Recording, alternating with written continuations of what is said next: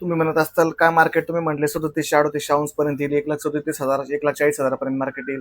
आता खालीवर 2,50,000 चांदी गेली, 2,00,000 परत 48 वर आली.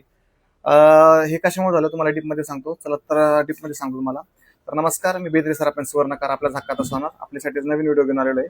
आज दिनांक आहे 17 जून 2026, सकाळचे 12:30 वाजलेले आहेत. तर बऱ्या प्रत्येक व्हिडिओमध्ये मी सध्या सांगतो की मार्केट डाऊन आहे आणि सध्या मार्केट आपल्याला थोडं खालीवर दिसतंय, थोडं साईडवेज दिसतंय.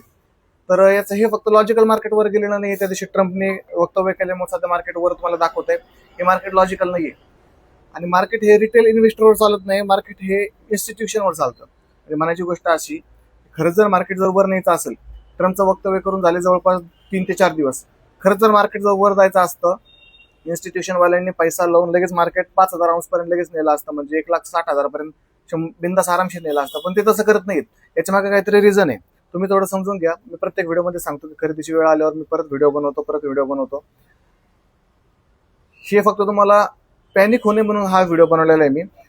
कुणीही सध्या बाईंग मुवमेंटला जाऊ नका. बाईंग मुवमेंट आल्यावर मी स्वतः परत व्हिडिओ बनवून तुम्हाला कळवतो.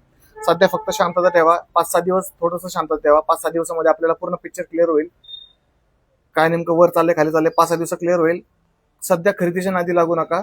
काय होतं आपल्याला 5-6 दिवसात कळलं. आणि माझं प्रिडिक्शन तर असं आहे, सध्या अजून पण मार्केट सध्या डाऊन मुवमेंटलाच आहे. मार्केट अजून पण डाऊनच आहे. माझं प्रिडिक्शन हेच आहे. पण एकदम पूर्णपणे कन्फर्मेशन आपल्याला 5 ते 4 दिवसाच्या आतमध्ये कळणार आहे. कुणी सध्या बाईंग मुवमेंटला जाऊ नका. धन्यवाद.